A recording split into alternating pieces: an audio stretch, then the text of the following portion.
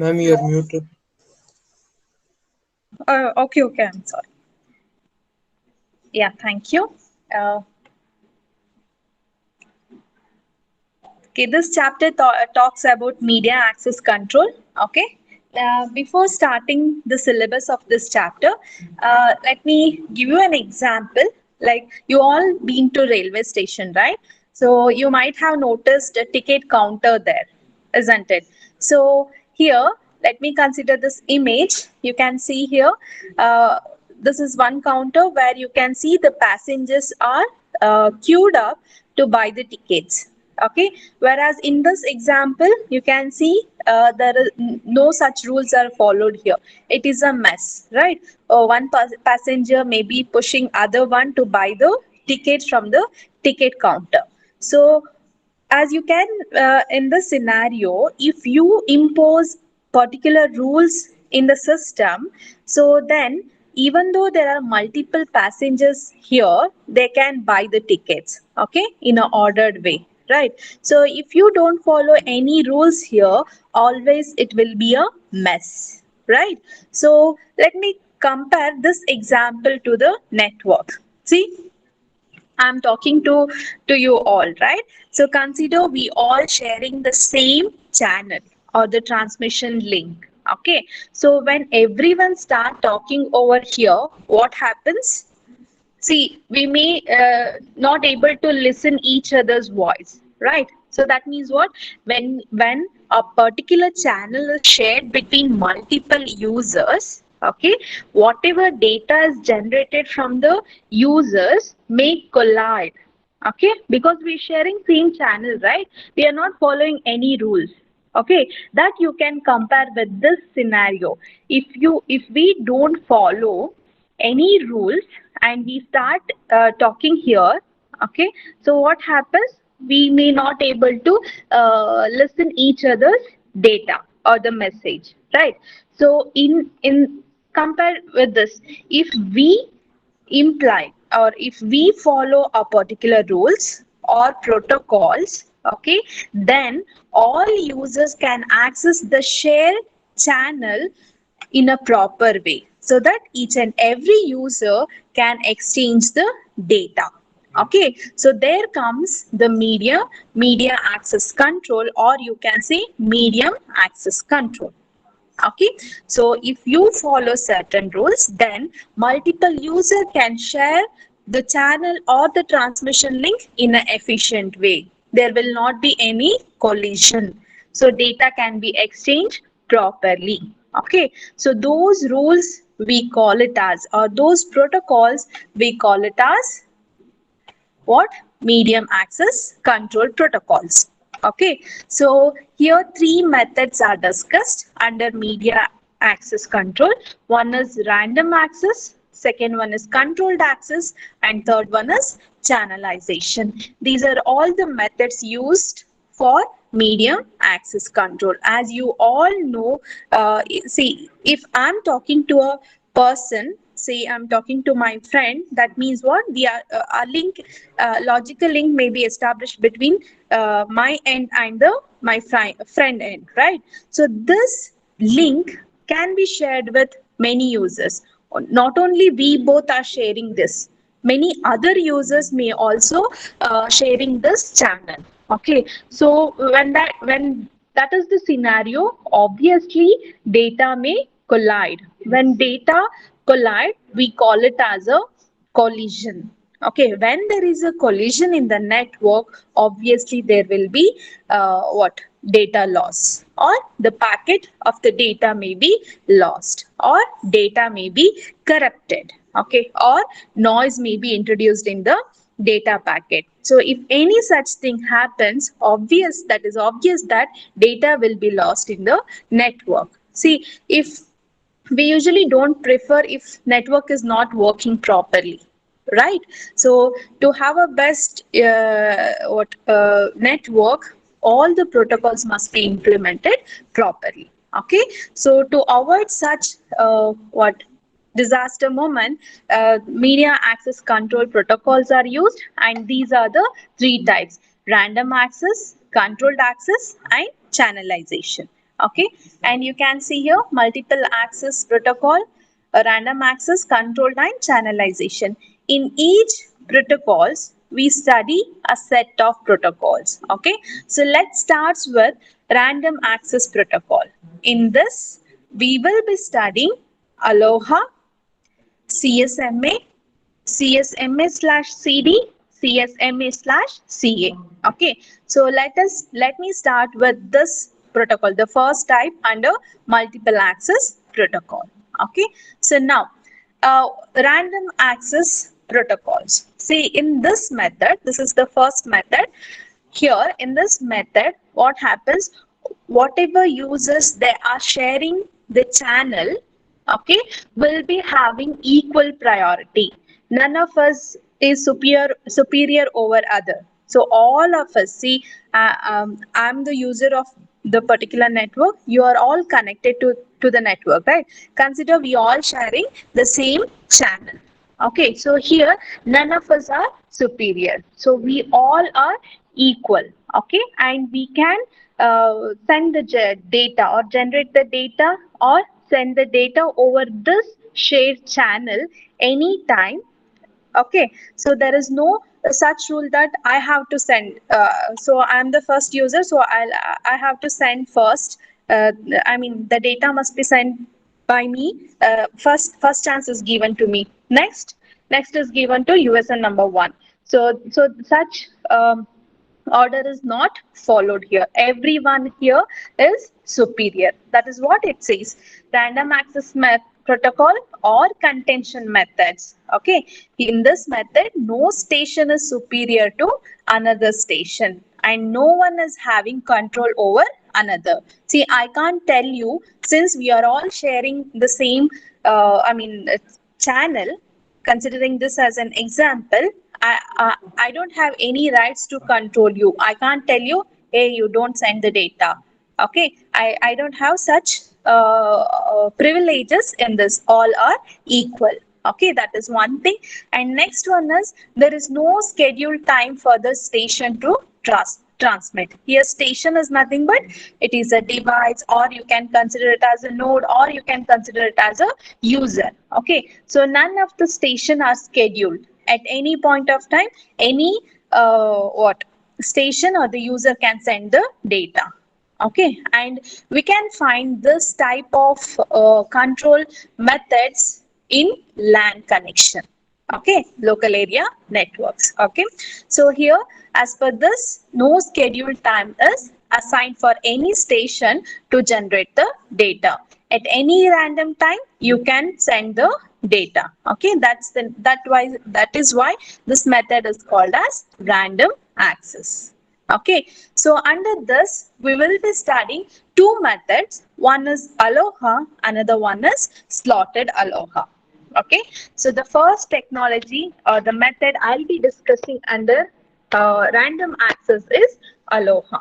Okay, so here in this method, the idea is that each station sends a frame whenever it has a frame to send. Okay, so what does it mean? So whenever a data link layer of a device receives a packet from the network layer, okay, it will a frame will be formed, right? So that frame, whatever it is formed, then it will send the frame. So once it is ready to send the frame, then it will send it over the transmission link or the channel. Okay, so here consider this is an example where station 1, station 2, station 3, station 4, all these 4 stations are sharing the same transmission channel. Okay, these 4 stations sharing the same transmission channel.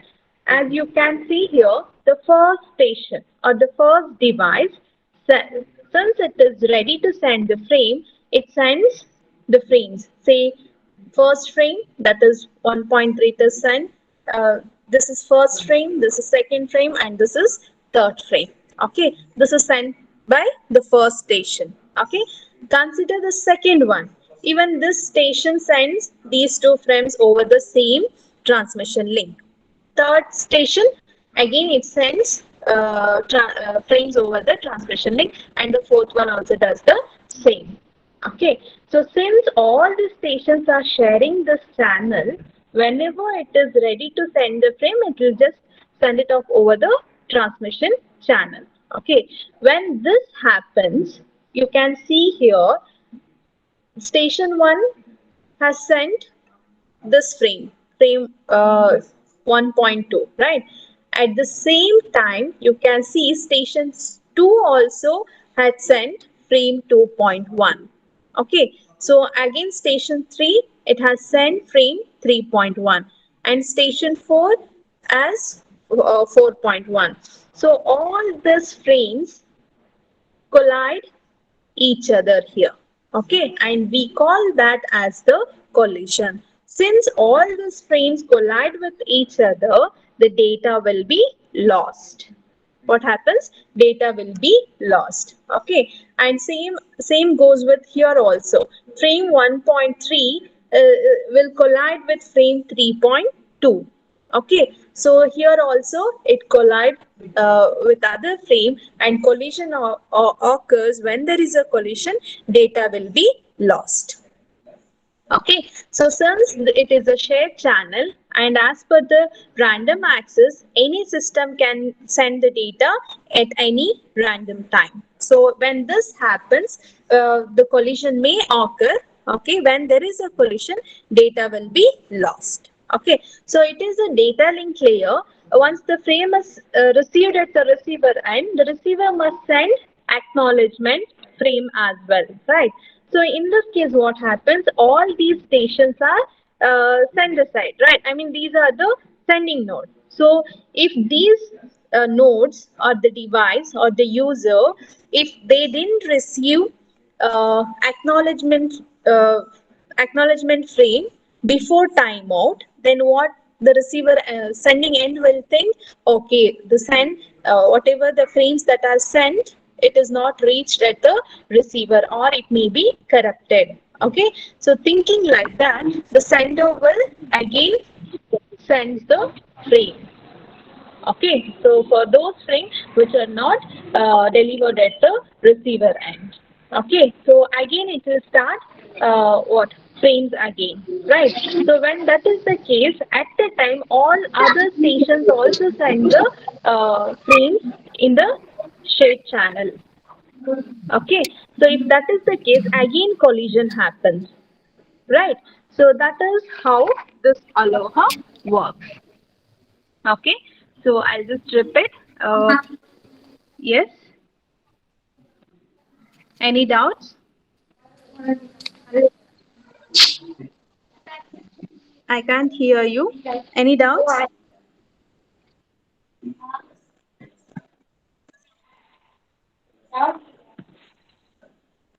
You're not audible. Navya, you're not audible.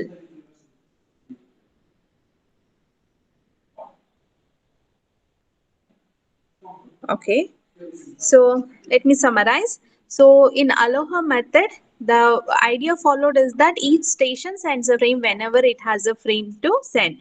So when network layer sends packet to the data link layer, it forms the frames at the data link layer, right? So once the frames are ready, the station will send the frames. Okay, so since multiple stations are sharing the same channel, there may be chance of collision. Okay, when there is a collision, the data will be lost. Okay, so after timeout, if the acknowledgement frame is not received at the sender side, again this all this station will send the frames again over the same shared link. So again collision occurs, right? So that is how Aloha works. So since there is a disadvantage or the problem with this method, uh, one second. Problem with this method, it can be solved by following back of exponential.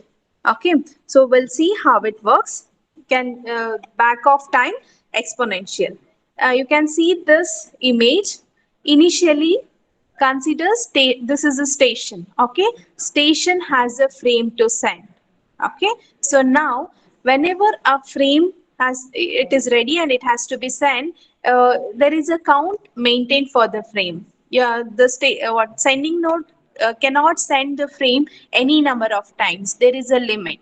Okay, so to keep track that limit or the number, k is followed and it is initialized to 0 initially.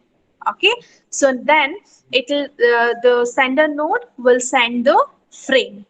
Okay, so when it is sent, the sender node will wait uh, some amount of time, as you know. Okay, if within that time, if acknowledgement is received, okay, then it is a successful transmission of the frame. If the acknowledgement is not received, okay, then what does it mean? uh, you have to send it again, right? So the data link layer of the sending node should what it has to send it again. So increment k value. Okay, so since there is a limit to transmit the particular frame, there is k max is defined. If this k value is greater than k max, okay, if it is greater than k max, then you have to abort it. You can't send the particular frame again. Okay, if it is lesser, if the condition is false, you have to choose a random number. Okay, you have to choose a random number. Okay, till that period of time, the device has to wait. Okay, so after waiting certain amount of time, again it has to send the frame. Okay, so since waiting period is included here, this may what avoid collision to some extent. Okay, so this is solution for the problem which we discussed in the previous slide. Okay, k is what? The number of attempts. Okay, and here I said it will wait for some time, right? I mean till the point it receives the acknowledgement. That waiting time is called as is calculated with 2 into TP. TP is what? Maximum propagation time. What is propagation time? See the time taken to send the data from the sender to the receiver. So that we call it as propagation time. Okay, and here, yeah, we are going to abort it. Your k max is defined, so that is the maximum limit. Till that extent the frame can be sent. And here, as you can see here, we are choosing random number, right? So and this random number should be from 0 to 2 power of k minus 1. Okay, so that is how the solution works. And then after choosing R, the device has to wait, right? So what wait? TB. What is TB? That is back of time. How you are going to calculate it? R, that is random value, multiplied by maximum propagation time. Okay, so this is how it works as a solution for the problem that we discussed in the Aloha. Okay, so next, here there is a problem with this that we call it as vulnerable time. That is, vulnerable time is the length of time in which there is a possibility of collision. Okay, so even though following the solution, there may be chance of collision. So what is that? See, in this image you can see this B, frame B is transmitted. So it is transmitted at time t. Okay, so when it is transmitted, you can see here the frame is also transmitted here, and it is transmitted at the time t minus t fr. This is the time of the what uh, frame. Okay, so when you can see here, when B is transmitted, A's end. Okay, this is the sender A who is sending the frame. So A's end collides with B's beginning. Okay, so if just one part of it is colliding with another frame, It means that the complete frames will be discarded. Even this frame is discarded as well as this frame is also discarded. Okay, and the same goes with the C frame. See, when before completing the transmission of B, the C frame has been sent. Okay, so this C frame is colliding with B frame. As I said, even one bit of frame is colliding with another frame, then the whole frame will be discarded. Okay, and this problem we call it as vulnerable time. Okay, and it is calculated using values 2 into TFR. Okay, so this TFR is it is frame taking this much amount of time to send. TFR is what? Time taken to send a frame. Okay, so 2 into TFR gives you vulnerable time of this pure aloha. Okay, and next, yeah, that is what? Vulnerable time. And one more what metric you need to remember here, that is throughput with respect to this method. That is throughput for pure aloha is given as S is equal to G into e power of minus 2G. Okay, so this is used to find the what throughput of the uh, pure aloha method. And G is what? G is average number of frames generated by the system during one frame transmission time. Okay, and E here what stands for exponential. Okay, so you need not to worry about how this value the derivation of this formula is done. They have just given the throughput can be calculated by using this formula. Okay, as of now you can remember the formula which is used to find the throughput for the pure aloha. Okay, so this is all about aloha. And next, as you know, the vulnerable time is 2 into TFR there, right? To solve uh, the what the problem that we discussed in the pure aloha, it can be solved using slotted aloha. Okay, here the slight modification is done for the aloha method. Let's see how it is. Okay, in slotted aloha, whatever the time is there, that is divided into number of slots. You can see here, this is the time, right? It is divided into number of slots, that is slot 1, slot 2, slot 3, slot 4, 5 and 6. Okay, and force the station to send only at the beginning of the time slot. See, this is slot 1, so the frame can be sent only in the beginning of the slot 1. You check with second slot, the frame is started at the beginning of this time slot, right? So let's see how even with this method also we find collision. Okay, let's see the how the time slot is created for the time. Okay, see now let me consider this slot is 1 second. Uh, yeah, this slot is 2 o'clock. Okay, this slot it is 2:10. Okay, this slot let me consider is as 2:20. Okay, and this slot as 2:30. Okay, and this one as 2:40, and this one as 2:50. Okay, so in this way the time slots are created. At the beginning of each time slot, the station can send the frames. Okay, as you know, the frame can be sent from the data link layer of the device when the packet is sent from the network layer, right? So consider the packet is received at this station at 2.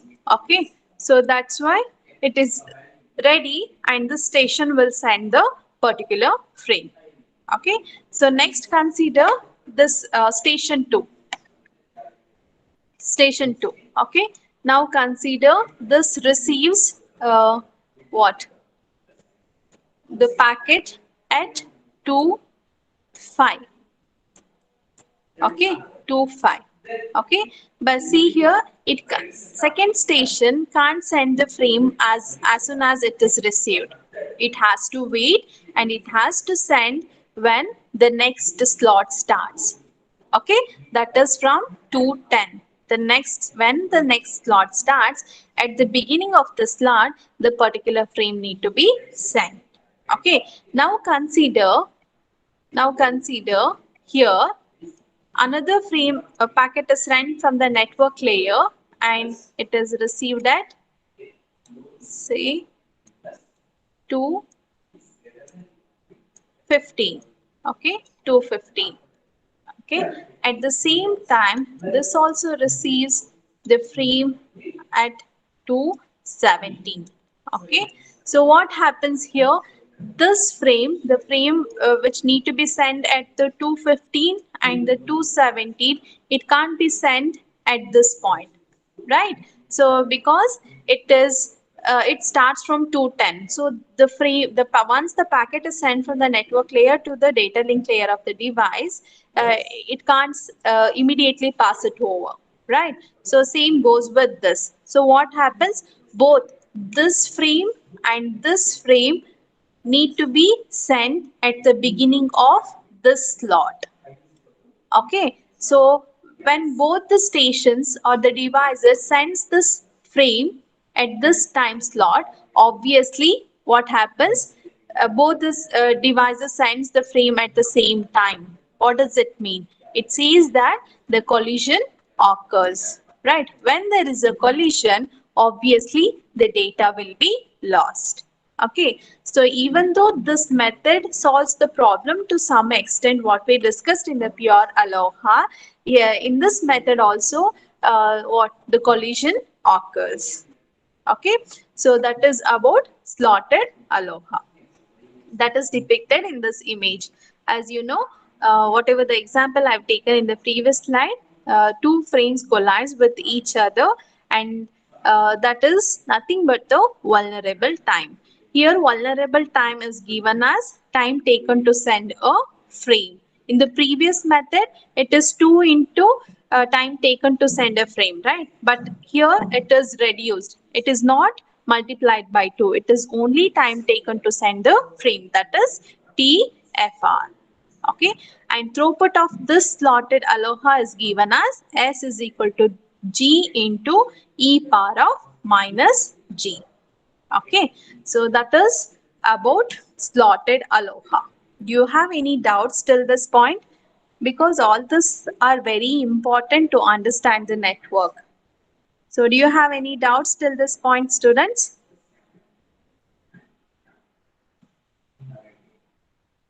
So you're all not sleeping, right? Please answer. Have you all followed this? Yes, ma'am. Everyone? Yes or no? Please answer.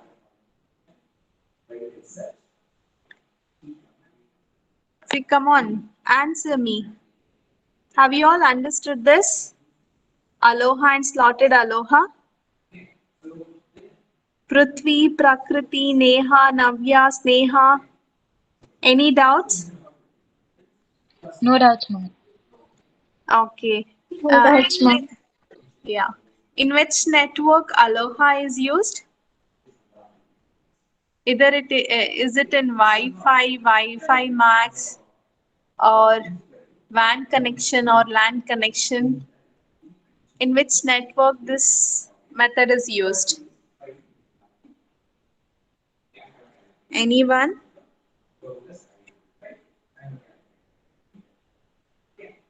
Answer me.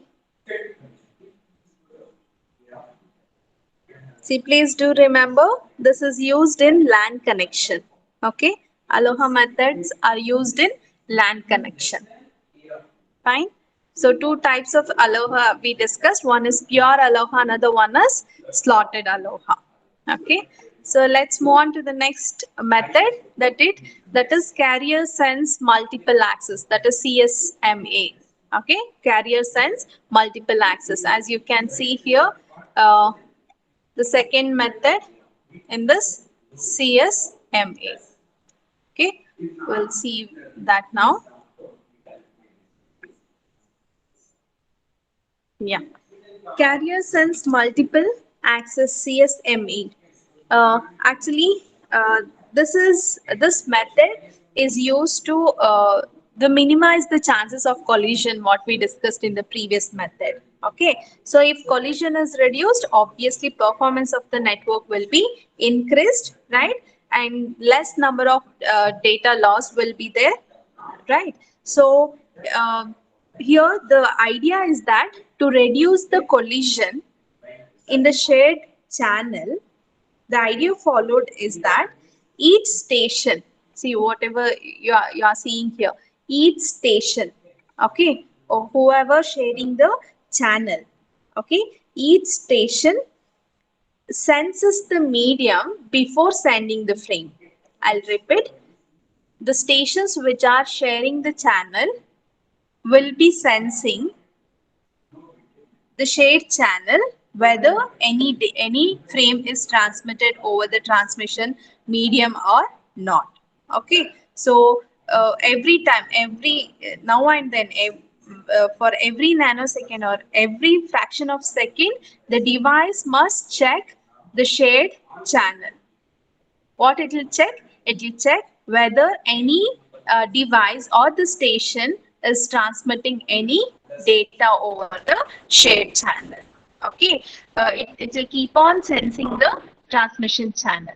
Okay, if any device finds any other device sending the frame over the transmission link, then the particular device will refrain from sending any frame over the transmission medium. Okay, so this avoids the collision to some extent.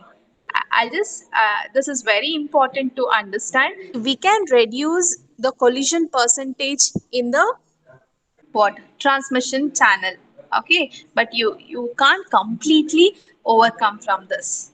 Okay, so CSMA, actually it is based on the principle that is sense before transmit. As I said, each and every fraction of second or every time, the station which are sharing the channel keeps on sensing the channel. It will check any what station is sending the frame over the transmission channel or not. Okay, so this principle is also called as listen before talk. Okay, so this method, as I said, it reduces the chances of collision, okay, and which increases the performance. Okay, so as you can see in this image, four stations are considered: A, B, C, D. Okay, see here, consider the A is sending the frame. Okay, so this channel is shared between all these four devices. So what the station A, before sending any frame over the transmission channel, it will check the channel. Any other device is sending the frame over this channel. When it sends there is no other devices who are sending the frame, then it will start sending the frame. Okay, from the station. Okay, but what happens? See, whenever we talk, say I'm talking to you, my voice will be delivered at your end after certain delay, right? That is natural, right? So whatever the lecture I'm delivering now, that will reach you after certain amount of time. This may be nanoseconds or it may be very millisecond. Even though that is very negligible amount, but some delay will be there to reach the other end, right? The same what thing happens here. See, uh, when station A sends the sends the frame, it, it it takes some time to reach station B, right? But what B thinks, even B also wants to send the frame over the transmission channel. Okay, so what it will do according to CSMA, it will sense the channel. It will just check any other device is sending the frame or not. So when it sends the channel, it will read that none of the stations are sending the frame. So let me start sending the frame. Okay, but before it starts sending the frame, the node A has already sent the frame. So it takes certain amount of time to reach station B. Okay, but station B could not read this because it takes some time to reach this place. Right. So in this case, what happens? Even station A has also sent the frame. B also sends the frame over the transmission link. Okay, so in that case, what happens? Collision occurs, right? So when there is collision, obviously there will be, I mean, data will be lost. Okay, so the same thing here also. When see each and every time station before sending any frame, it will check the channel to see any other stations has sent the frames or not. Okay, so see, as I said, there is some delay to reach my voice till your point, right? That delay, within that delay, the next station sends the frame over the transmission link. Okay, when it starts sending the what frames over the transmission link, by that time the frame sent by the B is reached the station C. So when this happens, obviously there is a collision. When there is a collision, the frame will be corrupted and data will be lost. Okay, this is what career science multiple access. Even though this can solve the problem or the percentage of collision, what we discussed in the previous method, still there exists collision here. Okay, so with respect to this, vulnerable time is equal to propagation time. See here in this image, say A, when it sends the data, okay, sorry, when it sends the frame, it senses only at this point. Okay, the same goes with C. C can sense the frame when the frame reaches this point. D can sense the frame only when I mean when it reaches the point, this point. Okay, so with this you can conclude vulnerable is equal to propagation time. Okay, so in carrier sense multiple access method reduces the collision and also increases the performance. How it reduces the collision? Because before any station sending the frame, it will check the transmission link. What it will check? Okay, any other stations which are sharing this link, have they transmitted any frames or not? If it senses none of the stations have sent any frame, then the particular station will start sending the frame. Okay, since there is a propagation delay to reach a particular point when a particular station sends the frame, because of this delay, the station will send the frame.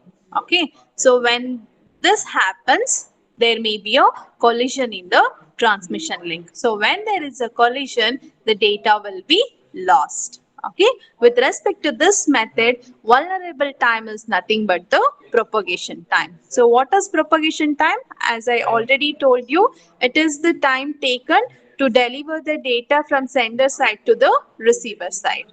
Okay, so see, when I'm talking to you, obviously it'll reach your end after certain delay, and this delay we call it as propagation delay or the propagation time. The same thing applies here as well. Okay, that is about carrier sense.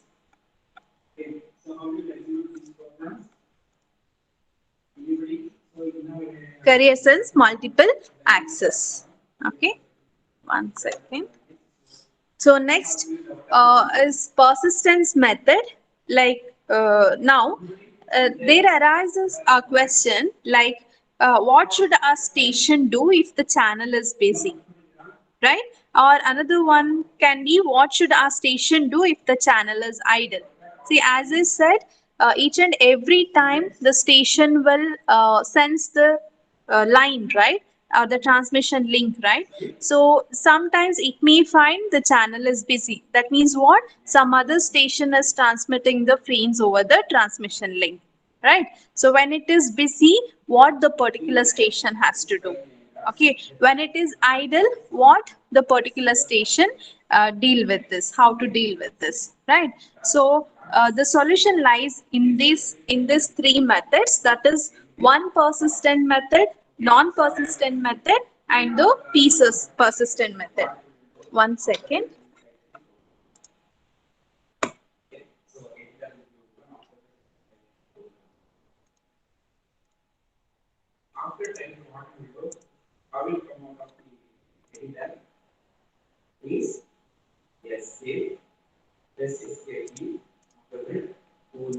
Yeah.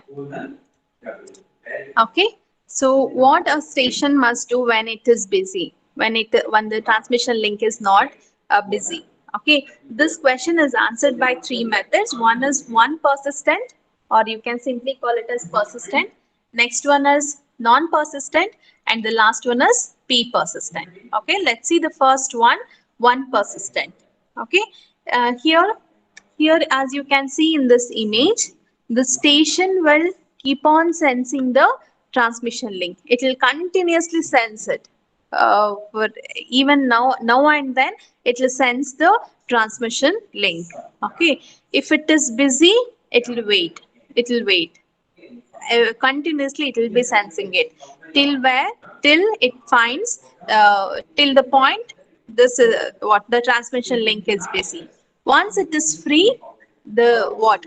Once it is not busy, then it can start sending the frames. Okay, the same is depicted here. If the channel is busy, keep on checking. Okay, busy na, busy na, busy na anta check ಮಾಡ್ತೀರಾ. Okay, once the channel is idle, the station can transmit the frame. Okay, the second type is what? Non-persistent. Again, the station will keep on sensing the channel. Okay, till the particular point. Okay, again it will check whether this till particular point it will wait. See, once it senses the system is the transmission link is busy, it will wait for some time. Again it will check the transmission link is busy or idle.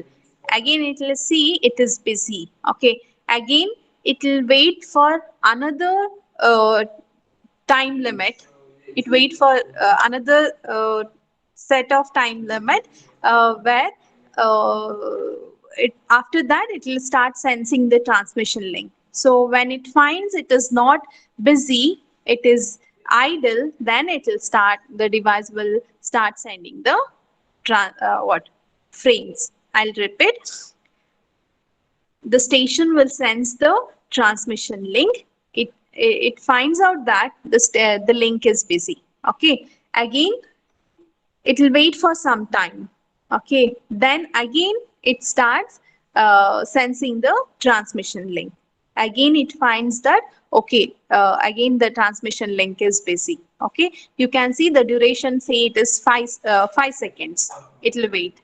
Okay, since it is busy, again it increases the waiting time. So now it waits for 10 seconds. Okay, after that it again senses the transmission link. Once it is once the transmission link is idle, the device can send the frame. Okay, that is depicted here. As you can see here, the channel, if it is wait, it waits randomly. Okay, and then again, when it finds the transmission link is idle, the station can transmit the frames. Okay. Next, the last method, P persistent method. Here you can see in this image the The station will send the transmission link continuously.